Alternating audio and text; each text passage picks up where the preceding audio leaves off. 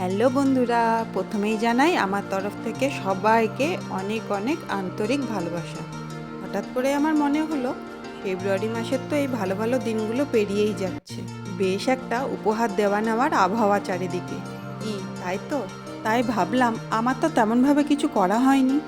অবশ্য করা হয় না তেমনভাবে কিছু, এটাও ঠিক।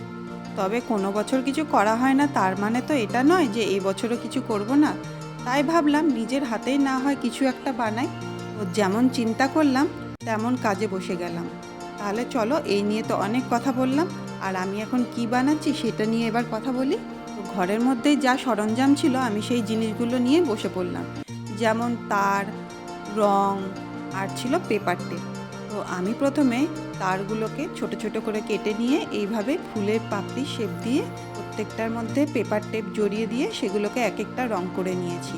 এবার আরেকটা তারের মধ্যে আমি ফুলের যে ভিতরের অংশটা থাকে সেগুলো পাওয়া যায় প্লাস্টিকের, তো সেগুলো আমি লাগিয়ে নিয়েছি। আর এক একটা পাপড়ি সুতো দিয়ে দিয়ে এইভাবে ঘুরিয়ে ঘুরিয়ে বেঁধে নিয়েছি।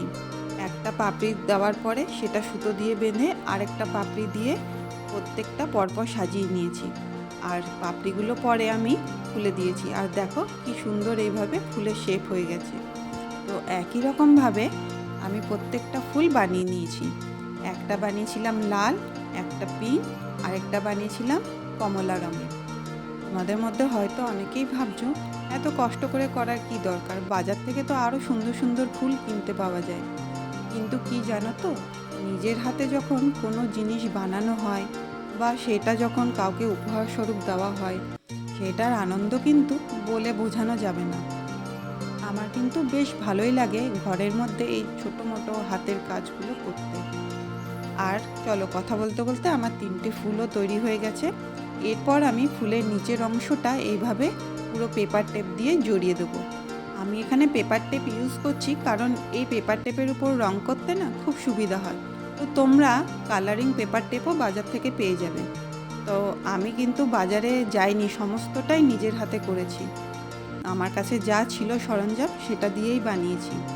এবার আমি পেপার টেপগুলো সবুজ রং করে দিয়েছি। আর দেখো আমার ফুল একদম রেডি। কেমন হয়েছে আমাকে একটু লাইক, কমেন্ট, শেয়ার করে জানাবে। দাঁড়াও একটু দাঁড়িয়ে যাও তোমরা সকলে, আসলে এটা না দেখালে আমার ভিডিওটা সম্পূর্ণই হবে না।